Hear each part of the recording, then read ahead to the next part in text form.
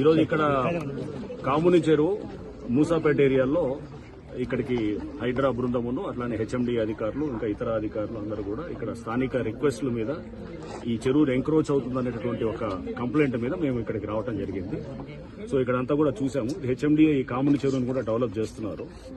ఇక్కడ ఏదైతే గనక ఎంక్రోచ్మెంట్స్ అంటే కొంత ఈ డెబ్రీ ఏదైతే కన్స్ట్రక్షన్ మెటీరియల్ తీసుకొచ్చి డంప్ చేస్తున్నట్టు ఇది క్లియర్ గా ఎంక్రోచ్ అవుతూ దీని ఒక గుడి అనేటటువంటి ఒక కవర్ తీసుకొని అక్కడ కూడా అల్లారు చేస్తున్నట్టు కూడా ఇక్కడ కంప్లైంట్స్ వచ్చినాయి.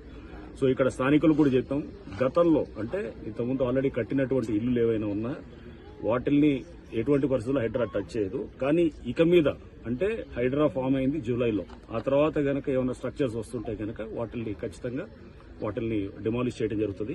చెరువు ఎఫ్టీఎల్లోకి వచ్చి కడుతున్నటువంటివి కానీ ఇప్పుడు ఏదైతే గనక ఆల్రెడీ పర్మిషన్ లేకుండా ఉన్న వాటి గతంలో పర్మిషన్ తీసుకొని ఏమన్నా పాత డేట్స్ తోటి కడుతుంటే గనక ఓకే, దట్ ఈస్ యాక్సెప్టెడ్. కానీ బట్ ఇప్పుడు పర్మిషన్ లేకుండా వచ్చేటువంటి ఇక్కడ పర్మిషన్స్ కూడా ఇక మీద అంటే హైడ్రా ఫార్మేషన్ తర్వాత వచ్చే పర్మిషన్స్ కూడా అది వస్తే కూడా దాని మీద కూడా మేము చెక్ చేస్తాం.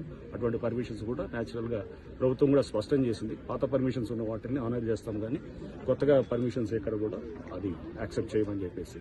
సో ప్రభుత్వ పాలసీకి అనుగుణంగా ఈ చెరువులను కాపాడే దీంట్లో మేము డెఫినెట్ గా ఎఫ్టీఎల్ అట్లానే ఎంక్రోచ్మెంట్స్ కాపాడే దిశగా హైడ్రా పనిచేస్తుంది. అండ్ దీంట్లో ముఖ్యంగా ఈ ఎవరైతే పేదవాళ్ళు ఉన్నారో లేకపోతే చిన్నవాళ్ళందరూ కూడా ఆక్యుపై చేస్తున్నారో వాళ్ళు ఎటువంటి పరిస్థితుల్లో డిస్టర్బ్ చేయడం కూడా వాళ్ళకి చెప్పడం జరిగింది. సో దీంట్లో ఎవడన్నా వచ్చి రేపు తప్పుడు ప్రచారం చేసి మీ ఇల్లులంతా కూడా కూలుస్తారంటే దయచేసి నమ్మొద్దని కూడా నేను చెప్తున్నాను. ఆల్రెడీ మీరు ఎప్పుడో కట్టుకునే ఇల్లులు అవి అనాథరైజ్ అయినా ఆథరైజ్ అయినా పర్మిషన్ ఉన్నా పర్మిషన్ లేకున్నా కానీ వాటిని కూలగొట్టదు. గతంలో కేసులు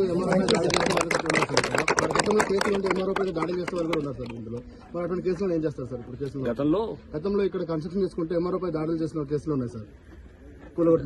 కేసులు బట్టి వాళ్ళు పోతారు. అప్పుడు కేసులు ఉంటే ఆ కేసులు ఎప్పుడు వాళ్ళ మీద కేసులు పెట్టుకుంటారు సార్. లేకపోతే ఆ కేసులు బట్టి ఉంటుంది. గతంలో చేసిన దానికి అప్పుడు గతంలో ఏదైతే కేసు పెట్టారో అది చట్టపరంగా యాక్షన్ ఉంటుంది. ఇప్పుడు ఎవడన్నా చేస్తే కనుక దాని పరంగా యాక్షన్ ఉంటుంది.